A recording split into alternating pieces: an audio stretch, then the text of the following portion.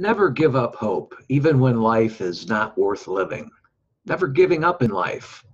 A Course in Miracles has done a great job for many people, helping them make your life worth living. Let's talk about that. No matter what life seems to dish you out, never give up hope. No matter how hard you have crashed or how far low you have fell, never give up in life. No matter how low you feel about life, begin with this video right now as a step to make your life worth living. There is always that something within us, that one bright thing, that one bright something within us that's bridging the gap between a sunken heart and over to a higher peak, which shifts our thinking forward. Hello, everyone. This is James Nussbaumer, and in a previous set of articles at my blog site, and in my first book of the ever-developing series, The Master of Everything, A Story of Mankind in the World of Illusion We Call Life, in this first book, and like I said, in a set of articles over at my blog site, I told you about my own story of being sentenced to 10 years in prison over a foolish securities violation. Well, this occurred in my 25th year as a financial advisor, a business I loathed and never truly wanting it as a career. But somehow I just got caught up in life, which the bills to pay and, what to leave in, what to leave out, and making it my livelihood. The thought of never giving up hope was hard to hang on to as I resided in the county jail for 2 months while court hearings were going on due to my inability to find bail money. All I could think about in my scarcity mindset was life is not worth living.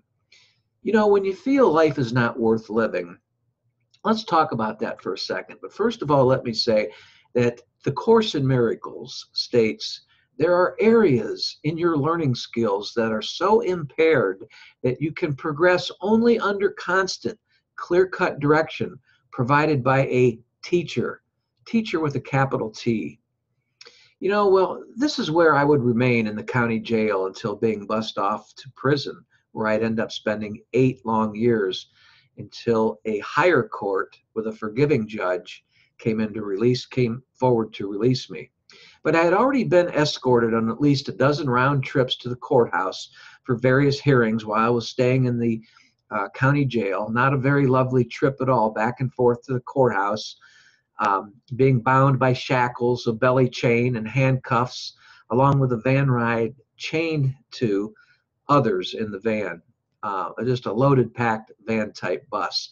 You would think that they were holding me for murder or some type of severe offense, the way they had me chained and bound. But this is the norm for all felony cases, and regardless of their nature, it's like this: a prisoner is a prisoner, no matter what degree of the felony charges. And believe me, this can make one feel like life is not worth living. This particular trip, though, seemed to be a much shorter van ride for me compared with my other court appearances. My guess is that I no longer felt any use of time, because my lawyer had warned me that I was going to spend some time in prison if I was found guilty. Nor would I have to live any longer with the person I'd so desperately been trying to be for so many years. As I had stated, I was in a business that I just simply loathed. Was there just to, get by in life, I guess you could say. Of course it had its rewards, but I didn't know who I was now with all this going on. But I didn't really care either. To the public, I was just another convicted felon. I would say to myself, my career is finished. Life is not worth living anymore. I would repeatedly mumble these words to myself while chained and inside of the van to and from the courthouse with others who seemed to never give up hope about their own cases on the rides, like I'd said, back and forth from the county jail to the courthouse. Let's talk about listening to your heart and never giving up on life. The Course in Miracles further teaches us that do not attempt to teach yourself what you do not understand, and do not try to set up a curriculum of goals where yours have clearly failed.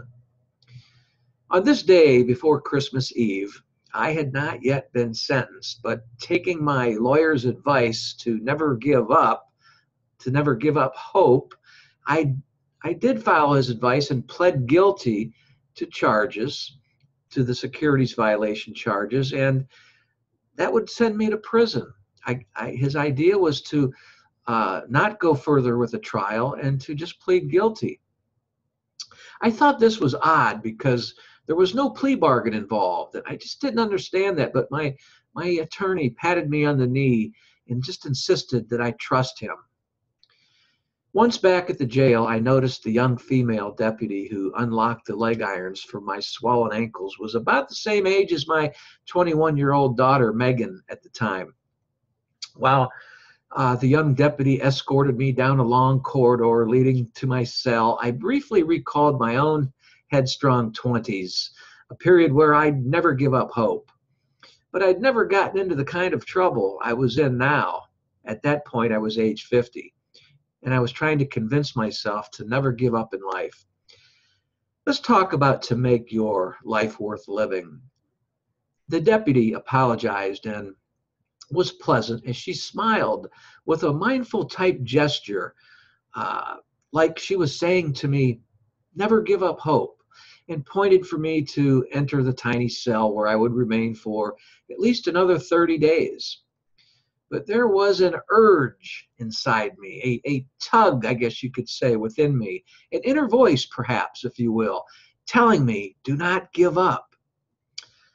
I was still ready, waiting to be sentenced, which would mean at least one more trip to the courthouse, one more round trip to the courthouse and back. And I was told that due to the prison overcrowding going on in the state of Ohio, where I was being sentenced, that I would have to wait for a prison bed.